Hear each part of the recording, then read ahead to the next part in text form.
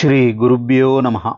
தெய்வத்தின் குரல் நான்காம் பகுதி 22வது தலைப்பு. ஜாம்பவான். அந்த காட்டில் உள்ள ஒரு மலை குகையில் ஜாம்பவான் வாசம் பண்ணி கொண்டிருந்தார். ராமாவதாரத்தின் போது ராவண யுத்தத்தில் வானர சேனையோடு கூட ராமருக்கு சகாயமிருந்த கரடி தலைவரான அதே ஜாம்பவான்தான். கடைசியில் ராமர் சரையுவில் தம் சரீரத்தை விட்டு வைகுண்டத்துக்கு ஆரோகணம் செய்தபோது அத்தனை பேரையும் தம்மோடு பரமபதத்துக்கு அழைத்து கொண்டு போனாரென்றாலும் ஆஞ்சநேயர், ஜாம்பவான் ஆகிய 2 பேரை மட்டும் விட்டுவிட்டு போய்விட்டார். ராமஸ்மரணம் மாத்திரம் ஒருவனுக்கு சதாவும் இருந்துவிட்டால் அவனுக்கு இந்த பாபமயமான துக்கமயமான பூலோகமே பரமபதமாகத்தான் இருக்கும் என்று ரூபித்து காட்டக்கூடிய யோக்கியதை இவர்களுக்கு இருந்தது. ஆகையால் இந்த உண்மையை உலகத்துக்கு காட்டுவதற்காக இவர்கள் இங்கேயே சிரஞ்சீவியாக இருந்து கொண்டிருக்கட்டும் என்று நினைத்தார். அதனால் அவர்களை பூலோகத்திலேயே இருக்கும்படியாக ஆக்ஞாபித்துவிட்டு போய்விட்டார். இதே மாதிரி விபீஷணனையும் லங்கையில் சிரஞ்சீவியாக இருந்து கொண்டிருக்கும்படி பண்ணிவிட்டார். மனுஷ்ய ஜாதியை ரொம்பவும் உயர்வாக சொல்லிக் கொள்கிறோம்.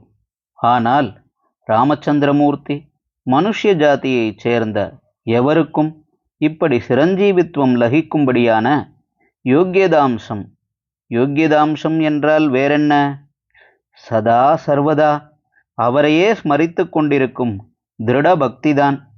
அப்படிப்பட்ட யோக்கியதாம்சம் இருப்பதாக நினைக்கவில்லை. அசுர ஜன்மா ஒருத்தன், குரங்கு ஒன்று, கரடி ஒன்று என்று 3 பேரைத்தான் தம் பக்திக்கு சாஸ்வத சின்னங்களாக விட்டு போயிருக்கிறார். அஸ்வத்தாமா பலிர்வியாசோ ஹனுமானஷ்ட விபீஷணஹா கிருப பரசுராமஷ்ட சப்தைதே சிரஞ்சீவினஹா என்று 7 சிரஞ்சீவிகள் இருப்பதாக ஸ்லோகம். அஸ்வத்தாமன், மகாபலி, வியாசர், ஹனுமார், விபீஷணன், கிருபர், பரசுராமர் என்ற இந்த 7 பேரில் ஜாம்பவான் இல்லாவிட்டாலும் அவரும் சிரஞ்சீவியாக இருந்து கொண்டிருப்பவர்தான். எந்த ஃபீல்டிலுமே துறையிலுமே பழம் தின்று கொட்டை போட்டவர்களை ஜாம்பவானாச்சே என்கிறோம் அல்லவா? அகஸ்தியர், என்றும் 16 இருக்கும் மார்க்கண்டேயர் ஆகியவர்களும் மேலே சொன்ன ஸ்லோகத்தில் குறிப்பிடப்படாவிட்டாலும் சிரஞ்சீவிகள்தான். திரேதாயுகத்து ராமர் காலத்திலிருந்து துவாபர முடிவில் இந்த கதை நடக்கும்போதும் இருந்த ஜாம்பவான் மணியை கவ்விக்கொண்டு வரும் சிங்கத்தை பார்த்தார். அவருக்கு அப்போது சுகுமாரன் என்று பெயர் கொண்ட ஒரு பிள்ளை குழந்தை இருந்தது. அத்தனை வயசுக்கா என்றால் கரடி, அதிலும் சிரஞ்சீவி, அதை பற்றி எது எப்படி என்று நமக்கென்ன தெரியும்? ஜுவலித்து கொண்டிருக்கும் மணி தம் குழந்தைக்கு நல்ல விளையாட்டு பொருளாய் இருக்கும் என்று நினைத்தார். உடனே மகாபலசாலியான அவர் சிங்கத்தோடு சண்டை போட்டு அதை கொன்றுவிட்டார். மணியை எடுத்து கொண்டு போய் குழந்தையின் தொட்டிலுக்கு மேலே பொம்மையும் கிழிச்சட்டமும் கட்டி தொங்கவிடுகிறது போல செமந்தகத்தை கட்டி வைத்தார்.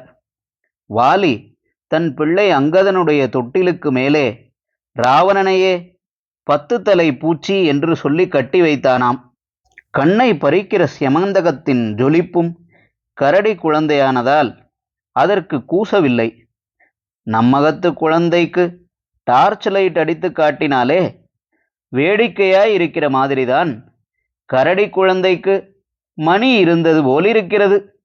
ஹரஹர சங்கர, ஜெய ஜெயசங்கர. தெய்வத்தின் குரல் மேலும் ஒலிக்கும்.